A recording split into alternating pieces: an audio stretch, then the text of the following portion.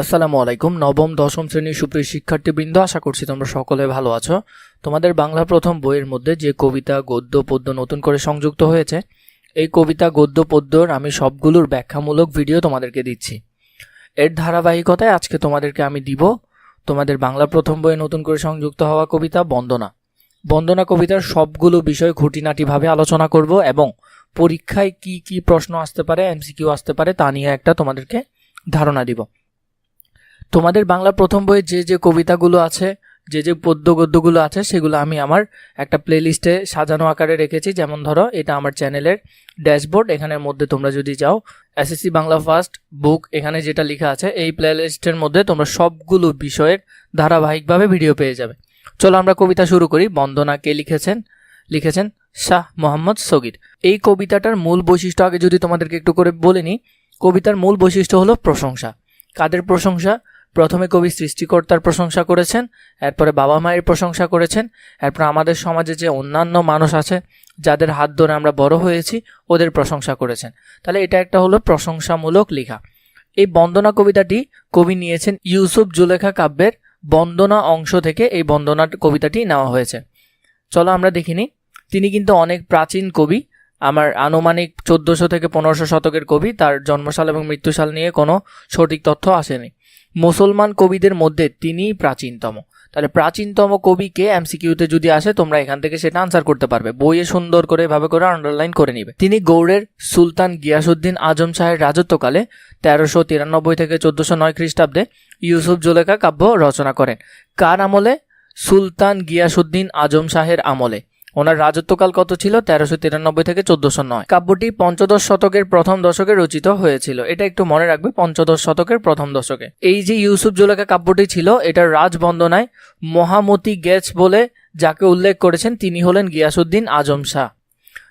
এই যে এখানে যার যে কাব্যটা ছিল, তার যেটার নাম ছিল কি ও ইউসুফ জুলেখা, সেটার মধ্যে তিনি মহামতি গেছ বলে একজনকে উল্লেখ করেছেন। তিনি আসলে কে ছিলেন? গিয়াসউদ্দিন আজম শাহ ছিলেন। শাহ মোহাম্মদ সগীরের কাব্যে চট্টগ্রাম অঞ্চলের কতিপয় শব্দের ব্যবহার লক্ষ্য করে মোহাম্মদ এনামুল হক তাকে চট্টগ্রামের অধিবাসী বলে বিবেচনা করেছেন।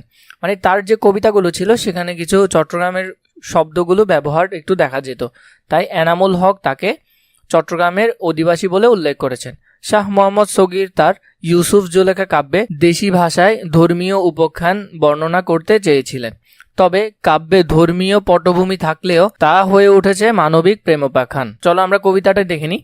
এই কবিতা কিন্তু একটা বন্দনা কাব্যের একটা ছোট একটা অংশ লেখা ছিল ইউসুফ জুলেখায়। সেখানে যে বন্দনা অংশটি ছিল, সেটার একটা অংশ এখানে তোমাদেরকে দিয়েছে ছোট করে। দ্বিতীয় প্রণাম করো মা ও বাপরে, দ্বিতীয় প্রণাম করো মা ও বাপ্পাও।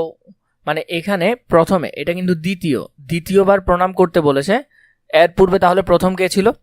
কবি তার বন্দনা কাব্যের যে অংশে লিখেছেন, তিনি প্রথমে সৃষ্টিকর্তাকে ভক্তি বা প্রণাম করতে বলেছেন। প্রথম কাকে ভক্তি করতে বলেছেন? সৃষ্টিকর্তাকে।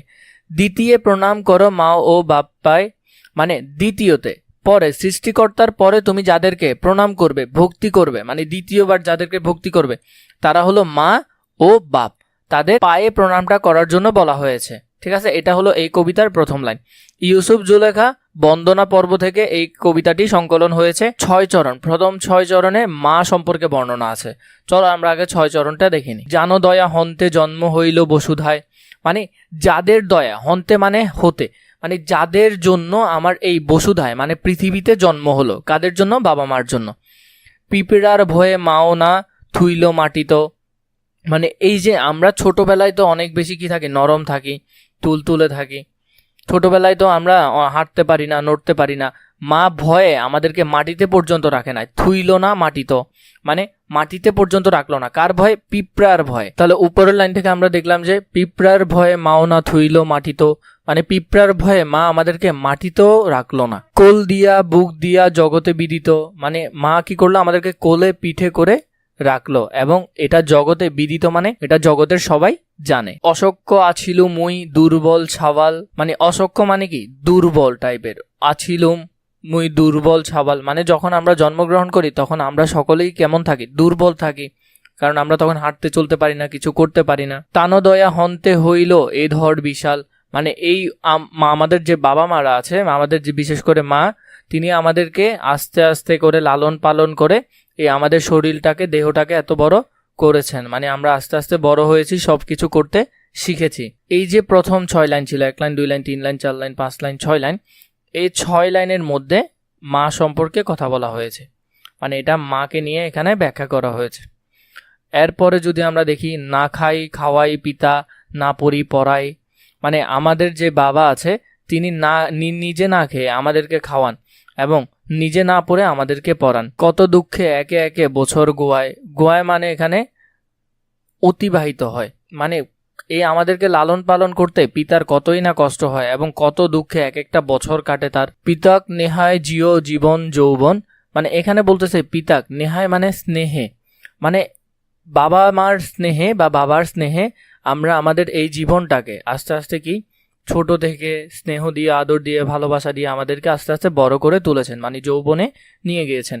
কনেক বা সুদীব তান ধারক কাহন, এই ধারক কাহন মানে হলো ঋণ বোঝাচ্ছে। মানে আমাদেরকে যে ছোট থেকে ওরা লালন পালন করে এত বড় করেছে, ওদের ঋণটা আমরা আসলে কিভাবে শোধ করব। যদি এভাবে চিন্তা করো যে ছোটবেলা থেকে তোমার বাবা মা তোমাদেরকে লালন পালন করে বড় করেছে এবং লালন পালন করে বড় করতে গিয়ে অনেক ঋণ করেছে, সে ঋণ কিভাবে শোধ করবে, কিন্তু সেটা থেকে বেশি অ্যাপ্রোপ্রিয়েট হবে কনেক বা সুদীব তান ধারক কাহন, মানে তাদের ঋণ। আমাদেরকে যে আমার বাবা মারা লালন পালন করে বড় করেছে, তাহলে নিশ্চয় আমরা তাদের কাছে কি ঋণী, কিভাবে এই ঋণটা শোধ করিব। এই যে এখানে 4 লাইন আছে, এই 4 লাইনে বলা হয়েছে বাবার কথা, বিশেষ করে বাবার কথা। এরপরে ওস্তাদে প্রণাম করো পিতা হস্তে বার, মানে এখানে এখন কবি বলছে ওস্তাদ মানে তোমার যে তোমাকে শিক্ষা দিচ্ছে তাকে প্রণাম করো পিতা থেকে বেশি, পিতা হস্তে বার মানে পিতার থেকে বেশি প্রণাম করো। কাকে? ওস্তাদকে। কেন? ওস্তাদ তোমাকে দ্বিতীয়বার জন্ম দিবে। যেমন পরের লাইন পড়লে আমরা বুঝতে পারবো, দোসর জন্ম দিল তিহ সে আক্ষার, মানে তিহ মানে হলো তিনি তোমাকে দ্বিতীয়বার জন্ম দিয়েছেন। কিভাবে? তোমাকে অক্ষর শিক্ষা দিয়েছেন, তোমাকে জ্ঞান শিক্ষা দিয়েছেন, এভাবে করে তিনি তোমাকে দ্বিতীয়বার জন্ম দিয়েছেন। ওস্তাদকে আমরা পিতা থেকে বেশি কি করব? প্রণাম করব, ভক্তি করব, কারণ তিনি আমাদেরকে দ্বিতীয়বার অক্ষর শিক্ষা দিলেন এবং আমাদেরকে জ্ঞান শিক্ষা দিলেন। আম্মা পুরবাসী আছো যত পরজন, ইষ্টমিত্র আদি যত সভাসদগণ। এখানে দেখো, আম্মা পুরবাসী মানে আছো যত পরজন, আমার আশেপাশে যারা আছে, আছো যত মানে যথা, মানে আমার যত পুরজন বা এলাকাবাসী আছে। ইষ্ট মানে কি? ইষ্ট মানে হলো আত্মীয়, মিত্র মানে বন্ধু। আদি যারা বৃদ্ধ হয়ে গেছে বা এলাকার যারা গুরুজন তারা সভাসদগণ, এবং তিনি যে রাজ দরবারে কাজ করতেন সেখানের সভাসদগণ। তাহলে এখানে তিনি তার পুরো পরজন মানে পরিচিত যারা আছে, ইষ্ট মানে তার পরিবারের যে মানুষগুলো আছে, মিত্র তার বন্ধু যারা আছে, আদি মানে এলাকার গুরুজন বা বৃদ্ধ যারা আছেন, এবং যথা সভাসদগণ এবং তার সভাসদে যারা আছেন ওদের। তাহলে এখানে তিনি কি বলছেন তাদেরকে নিয়ে? তান সবান পদে মোহর বহুল ভক্তি। এখানে তিনি বলছেন তাদের সকলের পদে মানে পায়ে, মোহর মানে আমার, বহু ভক্তি মানে কি শ্রদ্ধা, বহু মানে অনেক বেশি, বহুল ভক্তি মানে শ্রদ্ধা বোঝাচ্ছে। তাহলে এখানে তিনি বোঝাচ্ছেন সপুটে প্রণাম মোহর মনোরথ গতি। সপুটে মানে করজোরে প্রণাম। কাদের?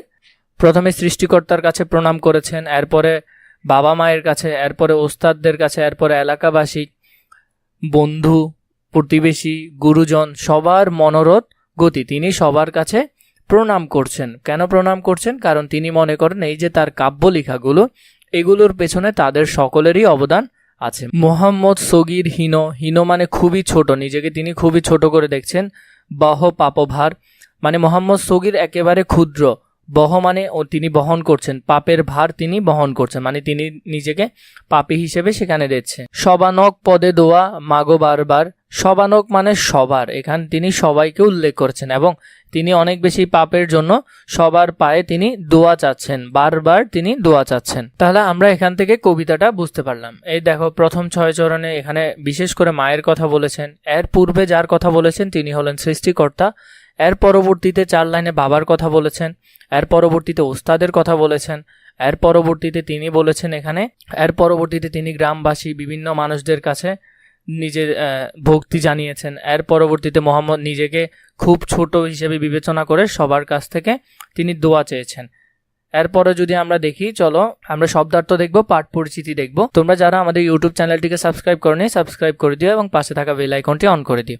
এখানের মধ্যে দেখো, পিঁপড়ার ভয়ে মাও না থুইল মাটি, এখানে এই লাইনগুলো খতে আসার সম্ভাবনা বেশি, তোমাকে ব্যাখ্যা করতে বলবে। ব্যাখ্যাটা চাইলে তুমি এখান থেকে দেখে নিতে পারো। তারপর অশক্য আছিল মুই দুর্বল ছাওয়াল, এই লাইনগুলো তোমার খতে আসতে পারে। পাঠ পরিচিতির মোস্ট ইম্পর্টেন্ট কিছু বিষয় আছে। শাহ মোহাম্মদ সগীরের ইউসুফ জুলেখা কাব্যের বন্দনা পর্ব থেকে গৃহীত এই কবিতাংশ বন্দনা নামে সংকলিত হয়েছে। মোস্ট ইম্পর্টেন্ট লাইন, এটা থেকে এমসিকিউ হবে। বন্দনা পর্বটা কিন্তু অনেক বড়, এখানে শুধু গুরুজনের প্রতি বন্দনা মানে কি শ্রদ্ধা অংশটুকু স্থান পেয়েছে। মানে গুরুজন বলতে বাবা মা, প্রতিবেশী, নিজের শিক্ষক, ওদের প্রতি প্রশংসাটা এখানে প্রকাশ পেয়েছে। কবিতার মূল কাব্যের প্রারম্ভে সৃষ্টিকর্তা আল্লাহর প্রশংসা করেছেন। মানে তার এই যে প্রথম যে কাব্যের যে প্রথম লাইনগুলো ছিল, কবিতার যে প্রথম লাইনগুলো, সেখানে তিনি আল্লাহর প্রশংসা প্রথমে করেছেন, এরপরে বাবা মা, এরপরে ধারাবাহিকভাবে সংকলিত হয়েছে। এই কবিতাংশে জন্মদাতা পিতামাতার, জ্ঞানদাতা শিক্ষকের প্রতি শ্রদ্ধা নিবেদন করেছেন। পিতামাতার অশেষ দুঃখ কষ্ট স্বীকার করে পরম যত্নে সন্তানকে বড় করে তোলেন। শিক্ষক জ্ঞান দান করে তাকে মানুষ হিসেবে গড়ে তোলেন, তাই তাদের প্রতি অপুরন্ত শ্রদ্ধা দেখাতে হবে। কবি তার কাব্য রচনায় সাফল্য লাভের জন্য সবার কাছে দোয়া কামনা করেছেন। শ্রদ্ধাবোধ ও কৃতজ্ঞতা মানুষের প্রধান ধর্ম, কবিতাংশে তাই প্রকাশিত হয়েছে।